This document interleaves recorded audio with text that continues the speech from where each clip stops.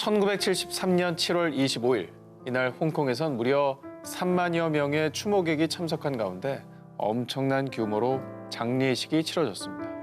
이 장례식의 주인공, 고작 32의 나이로 요절한 이소룡이었습니다.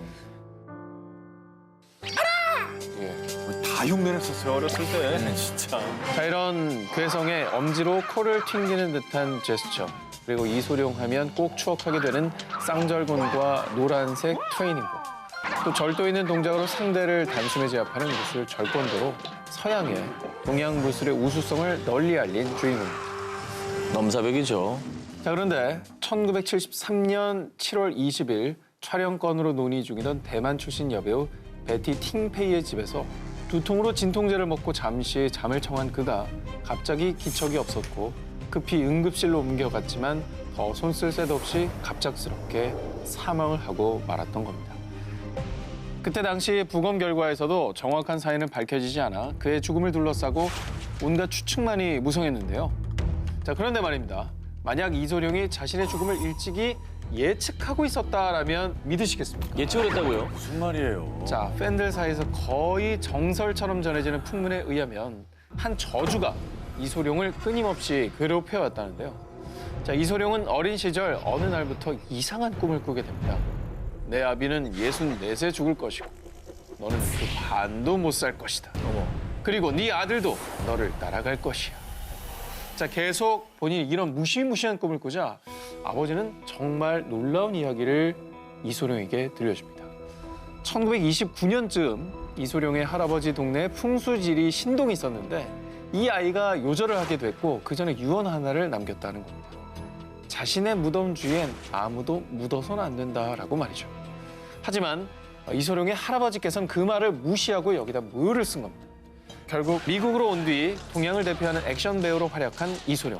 그런데 그만 기보를 듣고 맙니다. 바로 아버지의 부고였습니다. 당시 아버지의 연세가 64. 그렇습니다. 저주에서 언급이 됐던 나이와 같았던 겁니다. 뿐만 아니라 이소룡은 자신의 부인 린다 에머리에게 늘 난 저주받은 몸이다. 얼마 살지 못한다 라는 말을 했고요. 심지어는 사망 4개월 전에 거액의 생명보험에 가입을 해두고 자신의 묘자리까지 미리 봐두었다고 합니다. 어머나. 뭔가를 예견을 했던 거죠. 저주를 믿기 시작을 했구나. 그리고 결국 그의 유작이 된 사망 유희를 단 10분의 분량만 촬영한 채 갑작스럽게 하늘로 떠나게 된 이소룡. 자, 그런데요, 정말 더 안타까운 일이 있습니다. 이소룡에게 뻗친 가문의 저주가 바로 그의 아들 브랜든 리에게까지 실제로 전해져 버렸다는 건데요. 이건 소름인데요. 무도인과 배우의 피를 물려받아 1980년대 중반부터 배우로 데뷔를 했는데요. 비로소 1993년 28살의 나이에 영화 크로우의 주연으로 발탁이 된 브랜든 리. 하지만 1993년 3월 31일 브랜든 리가 마약 딜러에게 권총을 맞고 죽는 씬 촬영을 앞두고 있었습니다. 그런데 상대 배우가 방아쇠를 당기자마자 세트장은 삽시간에 절규로 가득 찼습니다. 당연히 공포탄이 들어가 있어야 할 그 총에 실탄이 장전돼 있었던 겁니다. 그렇게 단 일주일 촬영분만을 남겨둔 채 첫 주연작이자 유작이 된 크로우. 더 안타까운 일은 브랜든 리가 결혼을 몇 주 앞두고 있었다는 겁니다. 비록 진실을 파헤치지 못했지만 어머니와 약혼녀의 간곡한 청으로 아버지의 유작처럼 배역과 컴퓨터 그래픽을 통해 영화를 완성시켰고요. 미국 개봉 당시 약 5천만 달러, 한화로 무려 543억 원을 벌어들이며 대흥행을 기록했다고 합니다.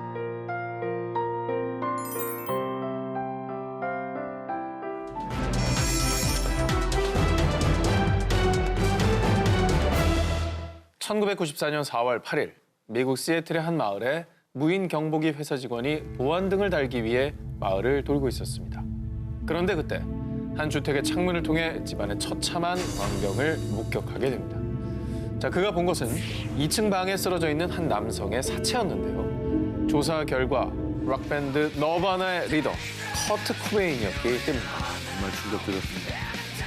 너바나 멤버 중에서 보컬이자 기타리스트였던 커트 코베인. 최외 락 아이콘이라고 불릴 만큼 위대한 명성을 갖고 있었습니다. 하지만 이런 화려한 모습과는 달리 가난하고 불우한 어린 시절을 보낸 그는요. 안타깝게도 데뷔 전부터 마약에 중독되어 있었고요. 평소 우울증까지 알아왔다고 합니다. 그래서 커트 코베인이 자택에서 유서만 남기고 숨진 채로 발견된 그를 시애틀 경찰은 우울증과 마약 중독으로 인한 자살로 사건을 종결진 건데요. 그런데 이때 커트 코베인은 자살이 아니라 명백히 타살입니다라며 주장을 하는 한 남성이 등장했는데 이 남성은 바로 사립탐정 탐 그랜트였습니다. 약물 치료 시설에 수용됐던 커트 코베인이 몰래 탈출했고 그 뒤 아내인 코트니 러브가 그의 행방을 찾기 위해 이 탐정을 고용했던 건데요. 그가 커트 코베인의 죽음을 타살이라고 주장하는 대표적인 증거는요. 첫 번째, 커트 코베인은 스스로 총을 쏠 수 없는 상황이었다. 부검 결과 그의 혈액에서 치사량의 3배가 넘는 헤로인 성분이 검출됐는데요. 그 정도면 자기 몸을 제대로 가눌 수 없는 상태이므로 정확하게 자신의 머리를 쏠 수가 없었다는 겁니다. 자, 그리고 두 번째, 커트 코베인이 자살 때 사용한 장총에선 그의 지문이 발견되지 않았다. 이거 결정적인데요, 이거? 자, 장총의 방아쇠 4개의 지문이 발견됐는데요. 식별 가능한 지문이 아니었고요. 유서나 펜에서도 정확한 지문이 발견되지 않았다고 합니다. 지원 나누고. 의문이 증폭되죠. 네. 이상한데? 탐 그랜트가 지목한 가장 유력한 범인은 바로 커트 코베인의 아내, 코트니 러브였습니다. 진짜? 자, 이 둘은요, 당시 이혼을 고려하던 상황이었는데요. 혼전 계약서에 의하면 둘이 이혼을 할 경우 아내 코트니 러브는 커트 코베인에게 많은 위자료를 청구할 수 없는 조건이었다고 합니다. 때문에 커트 코베인의 막대한 유산을 노린 아내 코트니 러브가 살인 교사를 한 거라고 탐 그랜트는 주장했지만요. 그의 의견은 수사 당국에 묵살당하고 말았습니다. 어머. 자, 여전히 풀리지 않은 의혹만을 남긴 채 그의 음악은 아직도 전설처럼 남아있습니다. 자, 그런데 말입니다. 네. 커트 코베인이 세상을 떠났을 당시에 그의 나이는 27이었는데요. 이 27이라는 숫자를 두고 세계 뮤지션들 사이에서는 저주의 숫자라고 여긴다고 합니다. 자, 그 이유는요. 커트 코베인 이전에도 27을 넘기지 못하고 요절하는 경우가 있었기 때문입니다. 그래서 이렇게 27의 나이에 세상을 떠난 뮤지션들을 가리켜 Forever 27 클럽이라고 부른다는데요. 27세 클럽으로 거론되는 인물 중에 자신의 죽음을 예견한 가수가 있었다는 거예요. 왜 또 이런 걸 예견해요? 바로 영국의 대표 싱어송라이터 에이미 와인하우스였습니다. 에이미 와인하우스는 훌륭한 싱어송라이터인 반면 폭력적인 성향과 알코올 중독, 또 약물 중독으로 악동, 트러블메이커로도 불렸는데요. 생전에 약물 중독으로 발작을 일으키고 건강이 악화될 때마다 엄마에게 엄마, 난 오래 못 살 것 같아요 라는 말을 했다고 하고요. 또 자신의 매니저와 친구들에게도 자신은 27세 클럽에 들어갈 것 같다고 입버릇처럼 주변에게 많이 말을 했다고 합니다. 그럼 좀 건강 좀 챙기시지. 네. 하지만 그래서 더 안타까운 건 죽음을 두려워하면서도 술과 마약에 늪에서 결국 헤어나오지 못했다는 겁니다. 그리고 끝내 그녀는 27이던 2011년 7월 23일 자택에서 숨진 채로 발견됐는데요. 부검 결과 사인은 급성 알코올 중독으로 밝혀져 팬들의 안타까움을 더했습니다.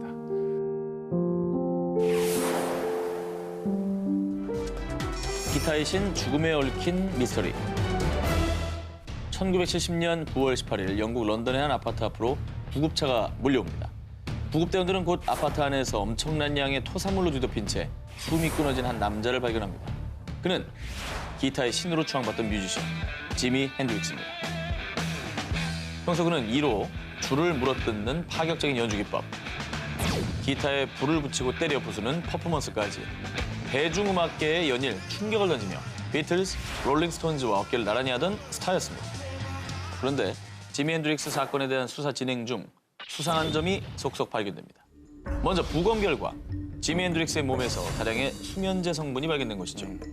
그래서 경찰과 가족, 팬들은 그의 죽음을 두고 다양한 의혹이 생겨났습니다. 그중 하나는 누군가에게 살해당했다는 설이었습니다. 그리고 실제로 한 인물이 의혹의 중심에 서게 됩니다. 누구죠? 바로 지미의 연인이자 동거인 모니카 단네만이었습니다. 모니카는 평소 그의 여성 편력 때문에 소가리를 해왔고요. 지미 핸드릭스의 사망 전날에도 이 문제로 크게 다퉜다고 합니다. 게다가 모니카는 의식이 없는 지미를 가장 처음 발견하고 구조 요청을 했지만요.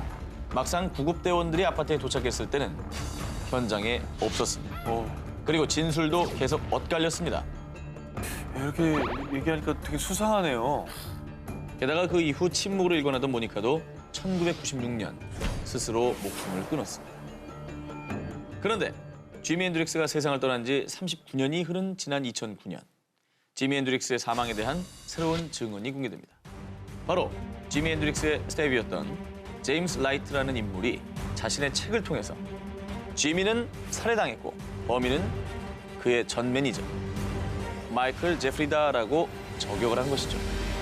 그 내용은 당시 도박 중독으로 빚독촉에 시달리던 마이클 제프리가 지미 앤드릭스의 사망보험금 230억 원을 수령한 사실이 밝혀지며 이 주장에 힘이 실렸지만요.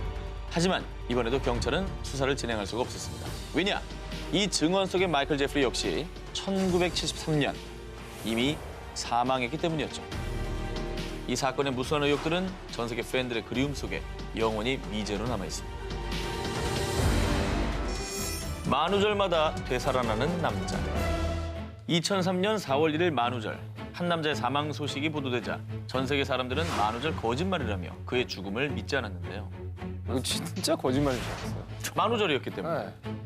이렇게 세상을 큰 충격으로 몰아넣은 이는 바로 홍콩의 간판 스타 장국영이었습니다. 귀공자 같은 곱상한 외모와 우수어린 눈빛으로 홍콩 영화의 전성기를 이끈 그는 2003년 너무나도 갑작스럽게 홍콩의 M호텔 24층에서 투신 자살하며 47세에 이르기로 세상을 떠나게 됐습니다. 하지만 너무나도 갑작스런 죽음에 일각에서는 여러 가지 타살 의혹이 제기된 바 있는데요. 그 첫 번째 의혹의 근거는 장국영의 사체가 너무나 온전하고 깨끗했다는 점입니다. 24층에서 뛰어내린 시신은 추락 시 충격에 의해 사고 장소에 핏자국이 넓게 퍼져 있어야 한다고 했는데요. 그러나 당시 사건 현장에서는 장국영의 머리 부분은 큰 손상이 없었고요. 바닥에 핏자국도 많지 않았던 겁니다. 또 즉사하지 않고요. 이동 중에 숨을 거둔 것도 추락으로 보고 있지 않은 거죠. 그렇죠. 이송 중에 이제 사망을 했다는 게 뭔가 의심할 만한 부분이 있다는 석연치 않은 부분이 있는 거죠. 또 다른 이유는요. 만약에 24층에서 사람이 떨어졌다면 분명히 큰 충격음이 났을 텐데요. 호텔 1층에 있는 도어맨, 경비원은 이 점을 몰랐다는 게 도무지 이해할 수가 없는 상황이었다는 것이죠. 그때는 저런 기사가 진짜 많이 나왔던 것 같아요. 맞아요. 네. 의혹들. 그래서 당시에 또 화제가 됐었잖아요. 이 동성 연인이었던 당학덕 많이 의심을 받았었습니다. 그랬죠. 예. 장국영의 전 재산 또 몇 해 전에 들어둔 약 460억 원의 생명보험 수혜자가 그의 동성 연인이었던 당학덕이었기 때문이었죠. 그리고 여러 의혹에도 장국영의 가족들이 부검을 요청하지 않자 더 큰 의혹들이 제기됐었지만요. 당시 홍콩 경찰에서는 결국 장국영의 죽음을 자살 사건으로 마무리졌습니다. 여전히 4월 1일 그의 기일이 되면 전 세계 팬들은 장국영이 눈을 감은 M호텔을 찾아가 꽃과 편지로 장식하며 그를 추억하고 또 추모하고 있습니다. 누가 그의 노래를 멈추게 했는가? 1995년 11월 20일 지금까지도 연예계 대표 의문사로 거론되는 미스터리한 사건이 일어났습니다. 바로 가수 고 김성재 씨의 사망 소식이었습니다. 김성재 씨는 이현도 씨와 함께 90년대 절정의 인기를 누리던 시대의 아이콘, 그룹 듀스의 멤버였죠. 당시 김성재 씨는 뛰어난 안무 능력과 춤 실력은 기본이고요. 패션 센스까지 뛰어나서 당시로서는 혁신적인 아이템들을 유행시킨 패션의 아이콘이기도 했습니다. 다 따라했었어요. 다 따라했죠. 저도 따라했어요. 정말 다 따라했었어요. 한국 스트리트 패션의 자체를 바꾸는 사람이라고 많은 디자이너들이 얘기를 하더라고요. 지금까지 많은 후배들의 존경을 받는 레전드 가수기도 하죠. 블락비의 지코는 김성재 씨의 사진과 함께 뮤즈라며 글을 올려서 레전드 선배 가수를 향한 존경을 표하기도 했습니다. 그리고 김성재 씨는요, 이런 듀스의 인기에 힘입어 솔로 가수로 데뷔하게 됐죠.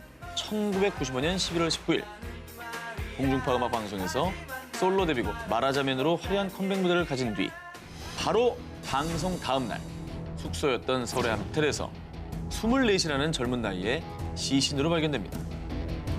처음 경찰은 약물 과다 복용으로 인한 사망으로 추정했지만요.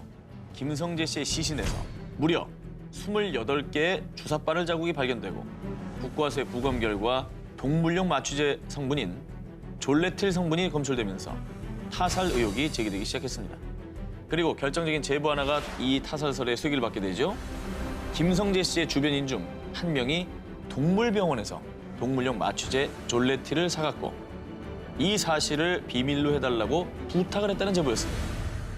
그 주변인은 바로 사망 당시 김성재 씨와 함께 있었던 여자친구였습니다. 곧바로 경찰은 여자친구를 살인 혐의로 긴급 구속했고요. 법원은 평소 여자친구가 김성재 씨에게 심하게 집착했던 점 등을 종합해 1심에서 무기징역을 선고했습니다. 하지만 항소심과 최종 3심에서 무죄가 선고되는 반전이 벌어집니다. 범행에 사용된 주사기를 찾지 못했을 뿐 아니라 중요한 증거가 될 호텔 CCTV 영상도 지워진 상태였기 때문이죠. 22년이 지난 지금까지 밝혀지지 못한 채 김성재 씨의 죽음은 미제 사건으로 남고 말았습니다. 저 먼 하늘의 별이 된 비운의 스타 고 김성재. 부디 하늘에서 편히 쉬고 있길 바랍니다. 엘비스 프레슬리가 뉴욕의 바닷가에서 낚시를 하고 있더라니까요. 제가 봤습니다. 아, 로큰롤 밴드 퀸의 프레디 머큐리 아시죠? 아, 고향의 레스토랑에서 식사 중이더라고요. 아, 살아있는 게 맞아요. 자, 진정하세요. 캄다운. 아직도 많은 팬들이 이렇게 어딘가에 살아있다고 믿는 스타들이 있습니다. 제가 봤다니까요. 그래요? 같이 밥을 먹었어요. 자, 그중에서 제가 가장 그리워하는 스타가 바로 이분입니다. 아, 정말 제발 살아있어라, 진짜. 지구 아우. 최강, 우주 최강 아닙니까? 킹 오브 팝이죠. 명실상부 팝의 황제 마이클 잭슨인데요. 고작 5살의 나이에 형제들과 잭슨5로 데뷔한 이후 빌리 주인의 눈을 뗄 수 없는 문워크부터 스무스 크리미널의 입이 떡 벌어지는 무중력수, 데인저러스의 절도 넘치는 모자춤, 수많은 명곡과 눈을 사로잡는 퍼포먼스를 남겼습니다. 하지만 2009년 6월 25일 마이클 잭슨은 자택에서 수면 마취제 과다 투여로 너무나도 갑작스럽게 우리 곁을 떠나고 말았죠. 아, 기사를 보는데 진짜 믿을 수가 없었어요. 너무 충격적이었고, 와, 이게 무슨 일이야? 뭐 이런 생각이 들더라고요. 당시 마이클 잭슨은 다음 달인 7월 컴백 공연을 앞두고 있어서 팬들의 충격과 슬픔은 더욱 클 수밖에 없었습니다. 마이클 잭슨의 장례식은 전 세계 12억 명의 시청자들이 눈물을 흘리며 지켜봤는데요. 그런데 슬픔이 너무나 컸던 탓일까요? 장례식이 끝난 뒤 마이클 잭슨이 살아있다는 주장이 떠돌기 시작합니다. 마이클 잭슨의 생존을 믿는 팬들은 더욱 충격적인 컴백을 위해서 죽은 척을 하고 있는 것이다. 그의 생일인 8월 29일에 돌아올 것이다 라고 주장을 했는데요. 여기에 덧붙여 실제로 그를 봤다는 증거사진과 영상까지 떠돌기 시작합니다. 이 영상은 마이클 잭슨이 사망한 다음해인 2010년 어떤 누리꾼이 쇼핑센터에서 마이클 잭슨을 봤다며 올린 영상인데요. 전신을 가린 채 경호원을 둘이나 대동한다는 점이 수상하다는 점입니다. 뿐만 아니라 마이클 잭슨의 친척 생일 파티에 마이클 잭슨이 참석했다고 주장하는 사진. 팬들은 아예 나는 살아있는 마이클 잭슨을 봤다라는 홈페이지까지 만들어 현재까지도 마이클 잭슨의 흔적을 추적하고 있다고 합니다. 팬들에겐 마이클 잭슨이 살아있다고 믿는 것 자체가 슬픔을 위로할 수단이자 희망의 끈이라서가 아닐까요?